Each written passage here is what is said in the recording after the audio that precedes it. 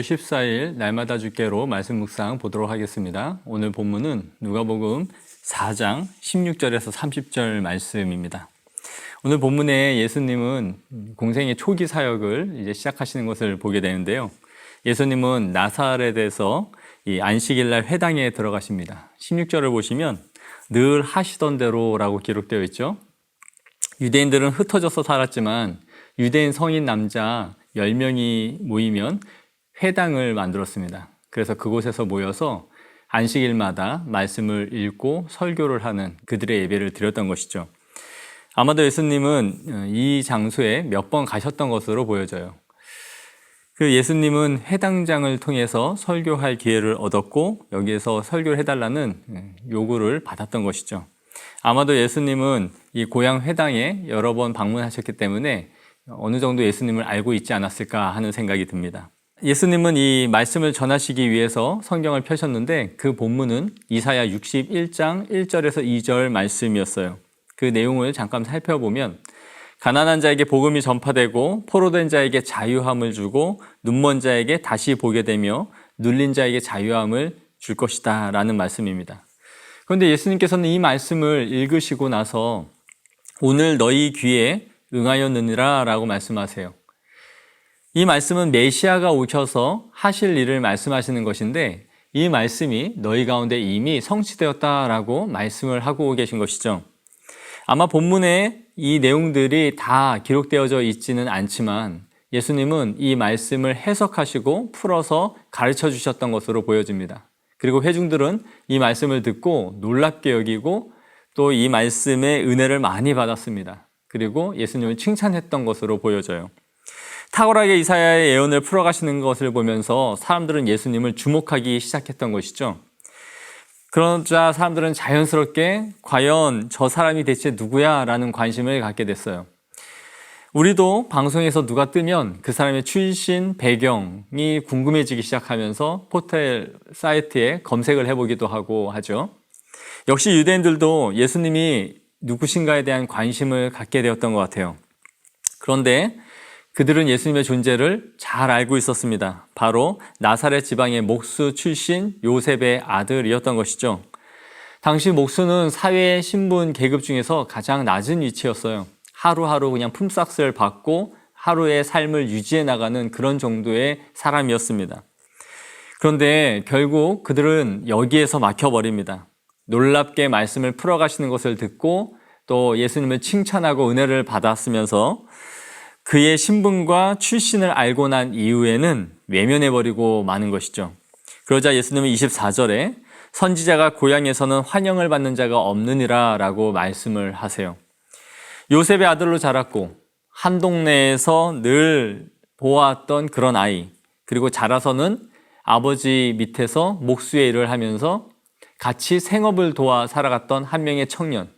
그 청년이 어느 날 안식일이 되어서 회당에서 말씀을 증거하고 많은 은혜를 끼쳤지만 그의 출신 배경, 그가 누구의 아들인지를 알고 난 이후에는 그에 대한 어떤 호감도 기대도 없어져 버렸던 것이죠. 그냥 우리 동네 품삯을 받고 일하는 한 명의 목수 청년에 불과했던 것입니다. 예수님께서는 이런 회중들의 반응을 보시고 두 명의 사례를 들어 말씀하세요. 하나는 엘리야가 많은 기적과 이적을 행한 대선지자였지만 흉년이 들어서 많은 사람들이 힘들어할 때에 그의 이적을 체험하고 구원에 이른 사람은 사렙다 과부 한 사람이었다라고 말씀하시죠. 또 엘리사 때에 많은 나병 환자가 그 시대에 존재했지만 치유를 받고 고침을 받은 사람은 나만 장군 한 명이었다라고 말씀하세요. 날마다 주께로 4번 연구와 묵상 질문을 보시면 예수님께서 이 예화를 드신 이유가 무엇인지 묵상해보자 라는 질문이 나오죠. 왜 예수님은 이런 예화를 들으셨을까요? 사실 이러한 일은 예수님 당시에만이 아니라 오늘날 이 시대에도 반복되고 있다는 생각이 들지 않습니까? 전도지를 가지고 밖에 나가도 그 전도지를 읽지도 않고 버리거나 드려도 외면해버리고 지나가는 사람들이 사실 대부분입니다. 그러나 누군가는 그 전도지에 적힌 것을 읽고 교회로 오는 사람들이 있어요. 또 설교를 하지만 그 설교를 한쪽 귀로 듣고 그냥 또 오늘의 말씀처럼 지나가는 사람이 있지만 그 말씀을 듣고 회개하여 회심하고 참된 그리스도인으로 발걸음을 옮기는 사람들이 있습니다. 예수님은 이방인 지역에서나 갈릴리에서나 동일한 기적을 베푸셨고 메시지를 전하셨지만 이방인 지역에서는 예수님을 따랐고 오히려 예수님이 자란 고향에서는 외면받았다라는 것을 보게 돼요. 예수님은 어떤 편견 없이 복음을 전하셨고 기적도 베푸셨지만 사람들에겐 벽이 있었습니다. 그 벽은 유대인들은 도저히 그 벽을 뛰어넘지 못했고 자신들이 세운 그 벽은 천국으로 가는 길을 막아섰던 것이죠. 사망과 지옥에 갇히는 벽이 되고 말았던 것입니다. 이 모든 것이 그들의 마음 가운데 있는 벽으로 인해 생긴 것이죠. 예수님이 이 두 명의 예를 들면서 어디서나 동일하게 말씀이 선포되고 또 오늘날에도 전도되지만 그것을 받아들이고 주님께로 돌아오는 사람들은 몇몇 사람에 불과하다라는 것을 우리에게 말씀해주고 있는 것이죠.